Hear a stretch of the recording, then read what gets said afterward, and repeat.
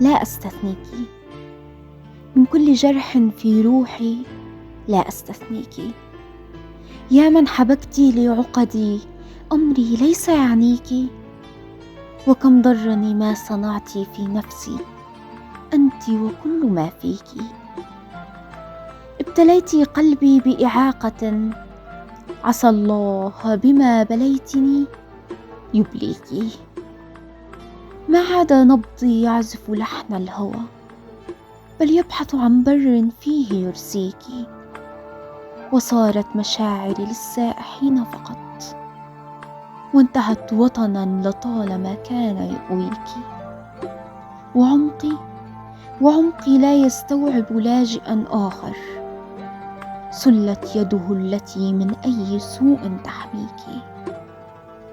لا هجرك أنت مشكلتي ما دام الهجر يرضيك، إنما هذا المقعد في صدري ما عاد يجاري أحدا كما كان يجاريك.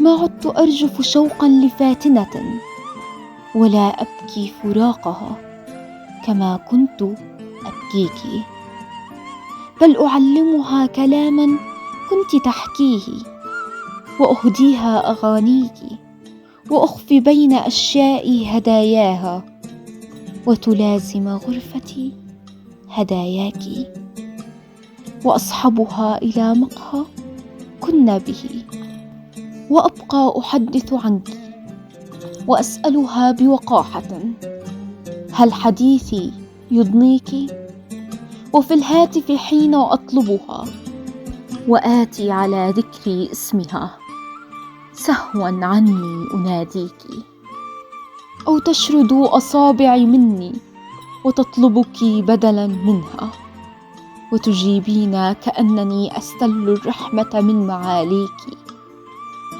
فما يعني أن أقصي روحي عنك وغصبا عني تأتيك؟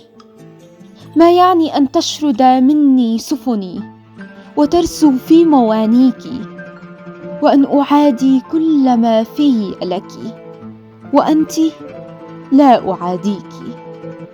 ورغم هذا فلتسلمي يا ذنبا رغم عني أحمله، لست بحاقد أبدا إن كان هذا يعزيك. لكن كفى تظهرين في كل امرأة أعرفها، وتحبطين مسعاي في تخطيك. ويا أحاسيسي ما المتعة أن تعري جبهتي وتصنعي نسخا لأصل ليس يجديك.